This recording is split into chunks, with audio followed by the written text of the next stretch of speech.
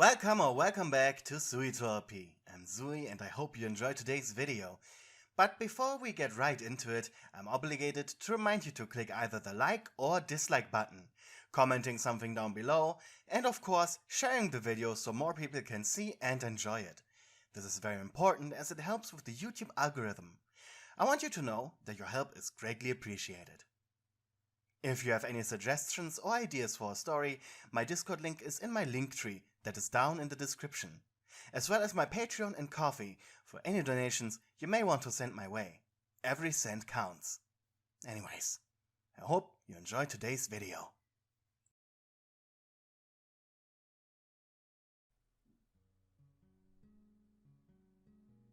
It was like any other day. You woke up, eyes burning and feeling crusty, rolling off your bed until you hit the ground with a loud thud and a searing pain running through your bum. It jolted you up, forcing you to mark morning coffee while uncontrollably yawning, followed by looking at the weather report, which usually made you sigh in utter frustration. Another incredibly hot day. Of course. Why? Why was it that it seemed to be only you who hated summer? Every day you saw people in their silly little summer dresses, their stupid sleeveless shirts, having a blast, talking about how the weather is great because it's sunny, because it's warm. You caught this boiling heat. You weren't a violent person, but this really made you wish you could punch some of those stupid smiles of their faces. Once your coffee was empty, you put on your clothes and went to work. You had a unique job. You were working the security booth at the Fast Entertainment Mega Pizzaplex. It was boring. It was simple. Any visitor number plates you needed to write into a computer. Thankfully, any repeating customers were saved into the system and didn't need all information typed in again. Additionally, you also needed to give people fast passes when they were registered as Fazbear monthly subscribers. The Pizzaplex had 3 of these booths just to make the flow of customers more manageable. Your pay was the same as the security guards inside, so not good. But also not bad enough to quit. These people really did their research on that, didn't they? As you drove to work, you listened to the same radio as you always did. Some pirate radio run by a group of excessively right-wing teens. As someone who didn't take fringe political movements serious, this was pure comedy to you, and always put a smile on your face. Plus, the music they played was pretty dope. As you entered the Pizzaplex, you beelined to the changing rooms as always. There were a few guards already, getting dressed. To save money on stuff like this, the employee changing rooms were shared between men and women, but surprisingly, everyone actually behaved. Not like there was anything to see, since everyone wore underwear at least. As per usual, the day shift guard leader Brian was sitting in a chair with his headphones on full blast, and headbanging to whatever eardrum-tearing shit he was listening to for the day, while still in his underwear and only wearing the shirt of his uniform. The night guard that had been here all night, obviously, was happily changing into civil clothing, and the other employees were chatting with chipper voices about whatever you didn't care about. You put on your black tie, and then the other 2 booth guards arrived, with similar depressed facial expressions. "It's gonna be a hot day again," one grumbled to you, his face horrified at the thought. You bit your lower lip. "I know," was your reply. After you were ready, you left the changing area. You were about to leave when a voice called out to you. Excuse me, are you a new security guard?" You blinked, irritated, and turned around. What? One of the animatronics, Freddy, approached you with a big smile. He held his hand out for you to shake. It's always nice to welcome a new employee. You said confused. I've been working here for over a year. Freddy blinked. Wait, what? I have been working here for over a year. You've waved at me when I leave the Pizzaplex numerous times. I thought you were a customer. Embarrassed, the bear scratched his head. Really? You never saw me in uniform? No, I did not. Where do you work, security guard? You pointed through the glass wall of the entrance lobby. In that there's security booth. Freddy blinked. I wasn't aware we even had those. Uh-huh. His eyes turned blue. Checking employee register. Did he still not believe you? Ah, there you are. You started working here exactly 745 days ago. I'm terribly sorry, security guard. Please, can you forgive me? You blinked. I'm fine. Just go do your bear things. Let me do my things. Alright? Accepting this weird interaction as a good one, you now slumped over to your security booth. The space was cramped, the PC old and hot, and the sun was mercilessly shining on you. Immediately your amusement from the little talk with Freddy was gone, as your workday now truly began. The only good thing about your work were two nifty gadgets you had brought from home. One was an air cooler, nifty little fan that used water to shoot slightly colder air, and a mini fridge on the coldest setting. Of the fridge, you placed ice cubes into the cooler's water supply to have even colder air. But in the end, though, it was just barely better than being outside, and you needed to be hit directly in the face with it to feel it properly. The first cars came and went. Annoyingly, though, this peace and quiet wouldn't last, as around 1 p.m. the real hustle and bustle would begin. Car after car you let in and out, typing up people visiting and leaving. You didn't get a good moment of quiet or silence. But worst of all was the sweat and exhaustion and heat. You were so overheated, yet no one gave a crap. Finally, around sunset, you could catch your breath. Sitting in your tiny booth, you checked your phone, played a bit of Subway Surfer, when suddenly someone knocked on your back window. It took you off guard and you shrieked, almost dropping your phone in the process. You heard a muffled apology from behind yourself. Turning around, your skin turned pale. It was Freddy. What the hell? You shouted as you sprinted out of your tiny compartment. What are you doing here? I wanted to see you. Why? Well, truthfully, because I feel bad for never having talked to you. I like getting to know the employees. You rubbed over your face in disbelief. Freddy, that is no reason to leave the building. Crap. You looked into your booth. I gotta report this. Oh, please don't. Freddy, you're supposed to be inside, entertaining kids, got it? Not outside. You're trying to entertain a stupid guard who is working a stupid job, So this is what the stuff they had to deal with inside with. You re-entered your booth and typed up your report. Meanwhile, Freddy walked up to your window. My sensors tell me this place is way too hot and that you are suffering from mild dehydration. You stopped typing for a moment, as if you didn't know that already. I will make a complaint to management to improve your work conditions. You sighed. This was so going to be put on you. No, please. Report sent. Don't do that. This robot was too nice for this world. This would unnecessarily complicate things. However, the moment you sent your report, Freddy gave up. I'm sorry, security guard. I just wanted to cheer you up.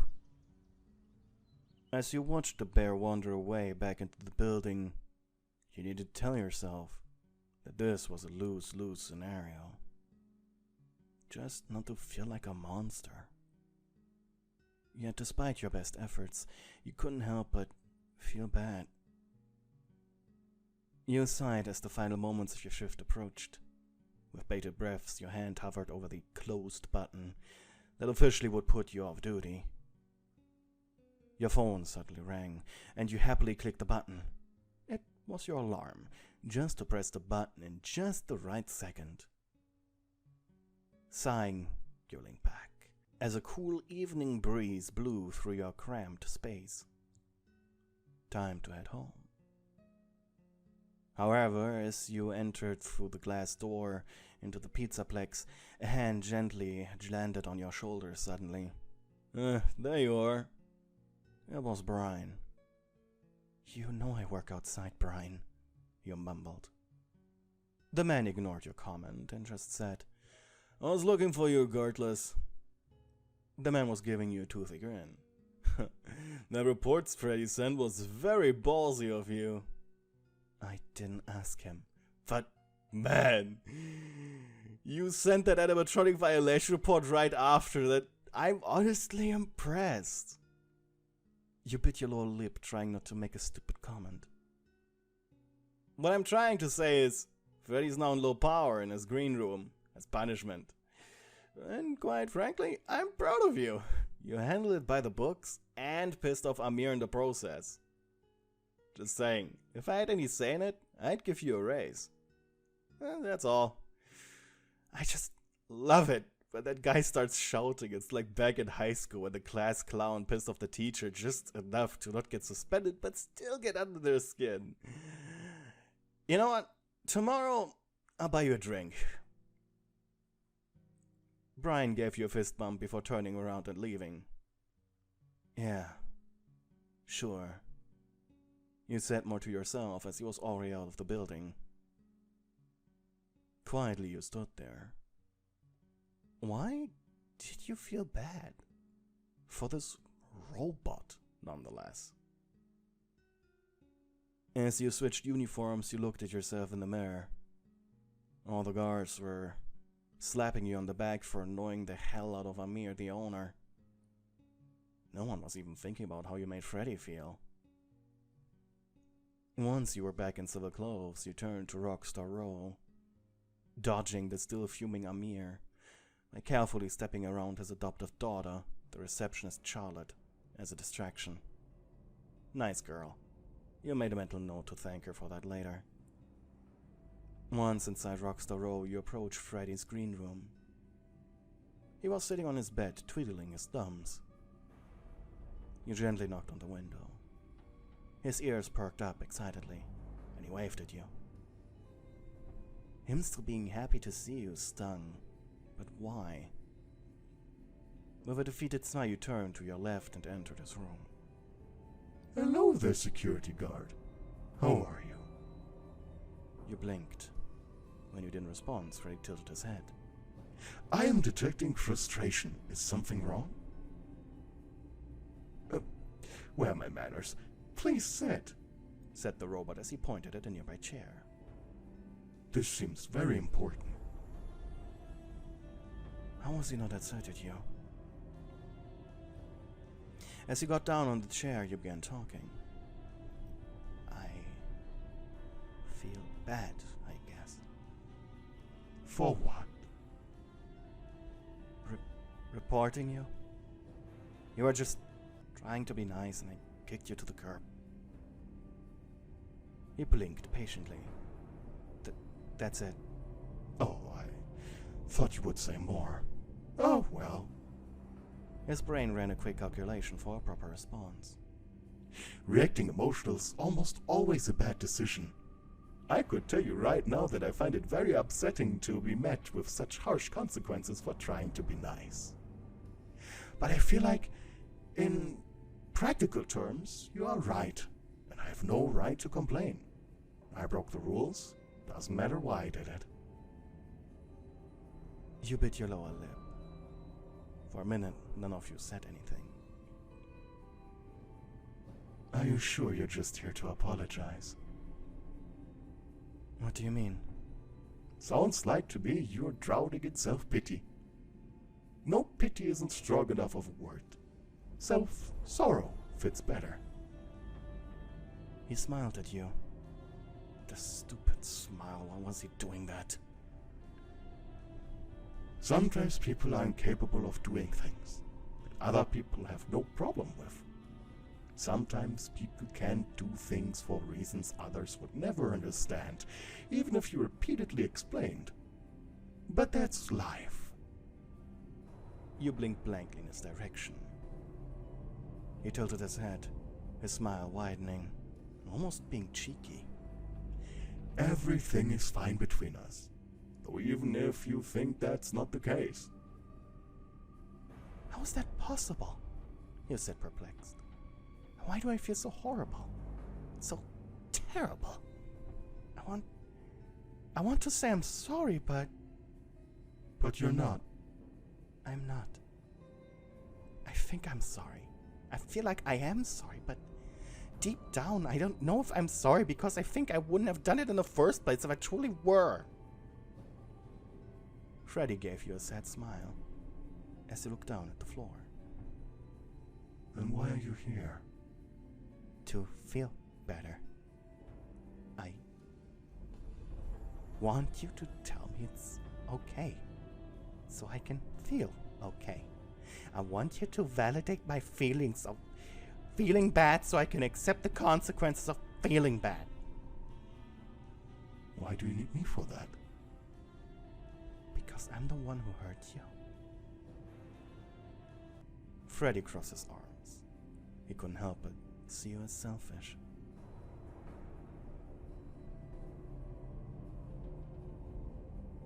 I just need you to say it's fine. No sass, no grand speech. Just say it how it is.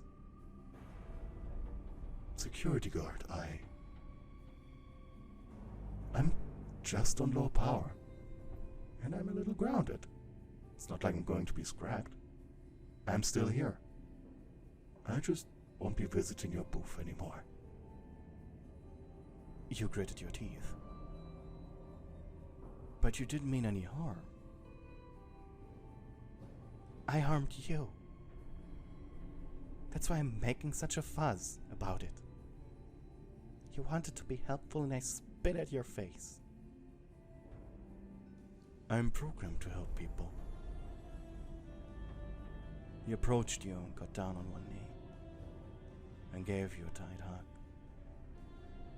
All I ever wanted was for everyone to do their best. But I want you to come to my security booth. I really do. How do I fix this? You can't.